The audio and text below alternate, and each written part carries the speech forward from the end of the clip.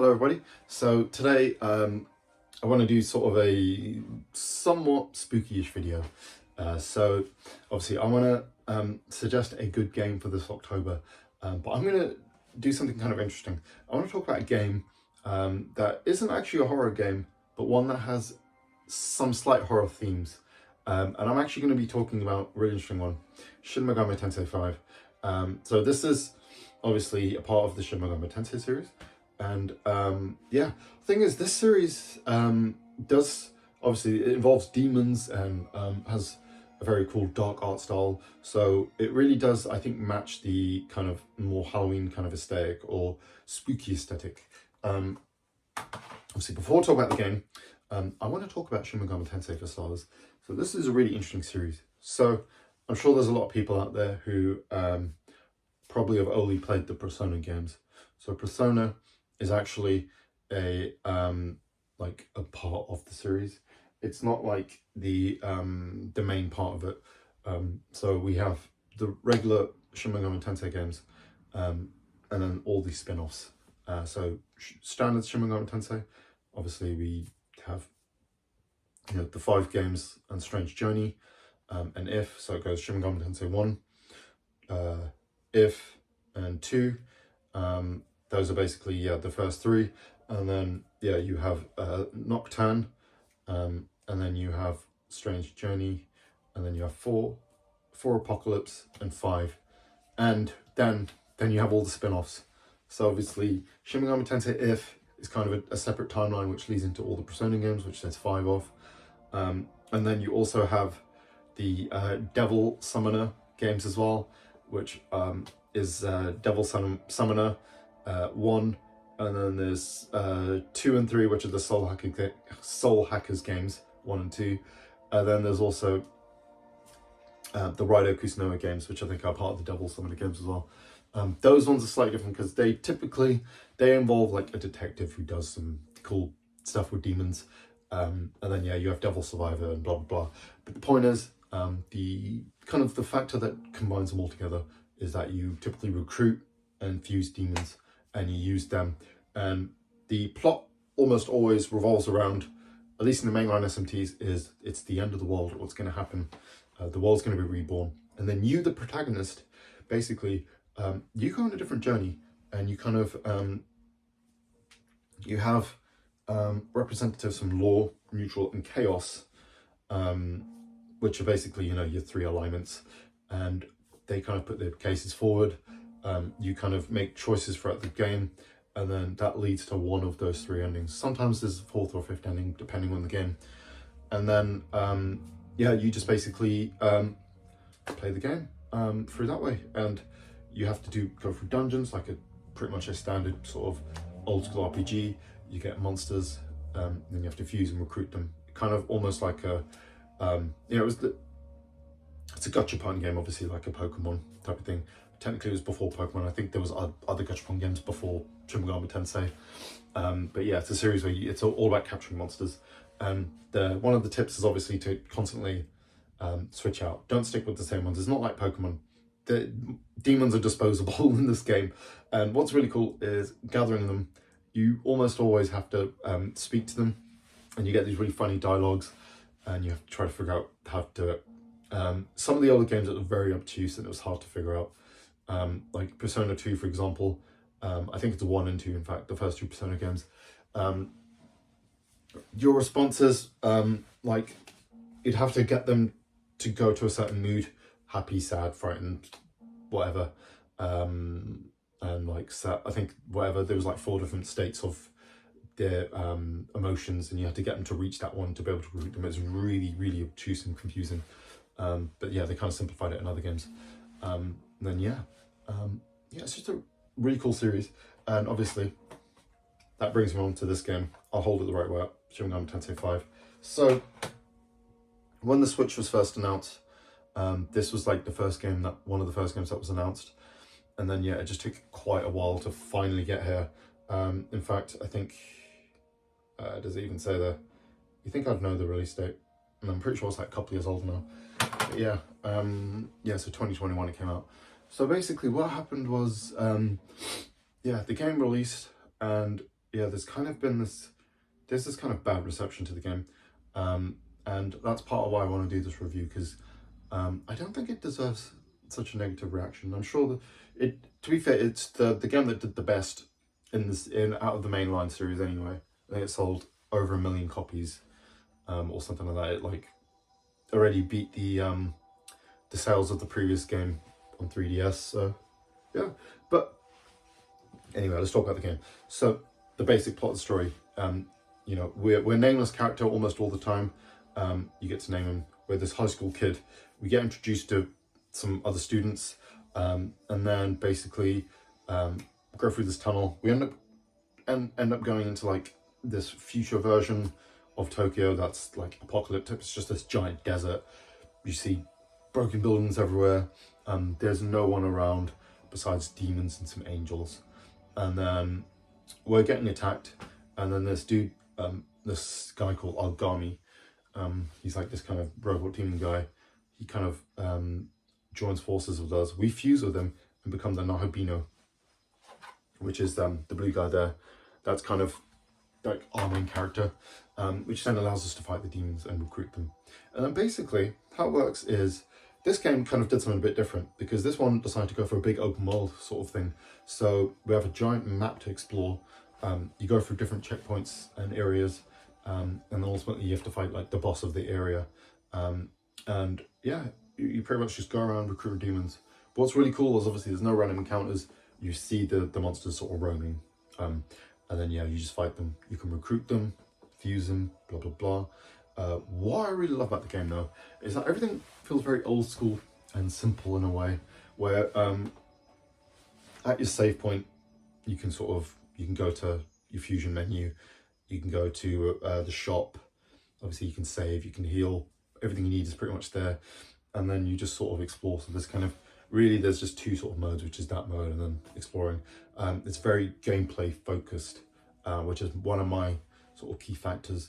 There is one criticism that I agree with, that the story is slightly lacking. There's no denying that. But I personally don't mind it, and I think it allows you to sort of just have fun playing the game, really. Because, Shin Megami Tensei has kind of, it's always been slightly lighter in terms of story compared to other games, and it has always been a little bit more focused on gameplay. This one maybe strips it back too much. I think part of that, though, was because they decided to make the game more of an open world sort of game, with big areas, so they're really focused on getting that gameplay down. Now onto the game itself a little bit more in terms of gameplay. So when you're exploring the area, you do find these sort of, I think they're called abscesses, these sort of giant dudes with tentacles. They look like giant eyeballs, that spawn all these enemies. You have to go attack them and destroy them to unlock more areas of the map. And it just sort of, it's one of the things you can do when you're exploring. You have to kind of do it to fully unlock an area. And yeah, it's cool because you get to fight like sort of interesting bosses and enemies and stuff. You can't recruit those ones because they're kind of classed as boss battles. So, but yeah, it's really cool. And obviously, one of the things I really like is when it comes to the fusing and everything, it's the best out of any of the games. It's just so easy to search and optimize what you want, and to register, recruit, fuse, everything. It's just so simple and well thought out. And there is another aspect that I really like. So you have no weapons or equipment in this game, but you have these sort of soul things you can equip, essences, and they basically allow you to have different strengths and weaknesses. And that's kind of how you build your character. You'll equip it. Typically, you'll get maybe an ability or something out of it, and then you'll get the like your character will be able to get those sort of things. So like, let's say if you have like, I don't know, like an earth element type of demon, you can absorb earth damage, but you'll be weak to a certain other element like water or something, and those sorts of things. But yeah, so each demon will have their own essence, which is really cool. And then obviously when you use one, it gets replaced with the next one you use, so you got to be careful with these. But it's still really cool. Like slight spoilers, I guess. When you fight the first boss, the Hydra, you know, you can get a, I think it does fire attacks, so you can get one that gives you, I think absorbs the fire element. I think it's fire, yeah, or it might be dark. I think it's fire actually. But yeah, it does lots of fire attacks and poison attacks, and you can have an affinity. You can equip one that makes it so it doesn't do any damage to you. And what's really cool is you have this thing called the press 10 system. So when you do attacks that obviously either do a critical hit, or you do you know, you do kind of damage the opposite element, that gives you an extra turn. So you can end up having 8 turns if you hit the right weaknesses of enemies. So you hit their weaknesses and you get an extra turn, which is cool. But what's awesome though is if the enemy hits your weakness, you lose 2 turns, or I think that's how it works anyway. Or if you like miss, you lose a turn. And there's a real great risk reward system with this battle system, and I think it's amazing. Like, the battles are so great in this game. Another thing I really like is you know, what's great about SMT in all, in my opinion, is if you're like someone who is a very hardcore RPG guy, you played a lot of other games like, you know, Final Fantasy and the Tales games, blah blah blah, and you want something a bit more challenging, this is definitely the RPG for you. And that's the main thing. That's who I really, you know, suggest this to. Even though I think as a more casual RPG player, this still could be your first RPG. It's just a steeper learning curve. The things I really love is the fact that like weaknesses and like statuses and the stat bonus stuff, like, you know, a move that increases your evasion would actually matter, and like you really have to think about your strategies. Like even random encounters can kick the crap out of you. That's what I really love about this game. The fact that I have to think about like strategy matters, and it's just so hardcore. The bosses are insane. Like the standard bosses are almost like super bosses in other games in a way. You know, that's how much strategy is involved. Like I said, what these games typically do is the first boss is always like this big roadblock, and you know, you have to kind of overcome it, and it's just, it lets you know, we're not pulling punches there. Like, you know, for example, you know, like I said, the Hydra in this game, you have to understand about weaknesses, like using ice damage against them, and having yourself and your demons absorb the lightning or fire, for example, or stuff like that. So, yeah, but it's a great game anyway. Obviously, the story, like I said, is a little light. The aspects I don't like I've said already, is, or maybe I didn't say already, don't know why I said that, but the thing I don't like is that most of the characters don't feel fleshed out enough for my liking. Because this game does something really cool. So what happens is the characters all put forward their cases for chaos, neutral, and law. So yeah, and then basically at the end of the game, you're not really locked into an alignment like you are in previous games. They just basically say, here's all 3, which one do you want to pick? And then you just get the choice. So it's a really interesting idea. The only thing is, only one of the characters, Dozai, he's like the law kind of character. He's the only one who kind of, I think, puts his case forward enough, or is the one that is fleshed out enough. Then you've got the other character, like, you know, the law character.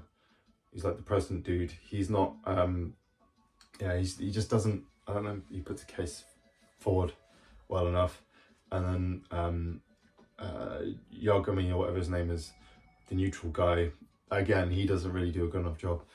And I think another thing, there was obviously a bit of a trouble development thing here, because they were using Unreal Engine 4 and it was kind of a different type of game. So I think clearly things were scrapped.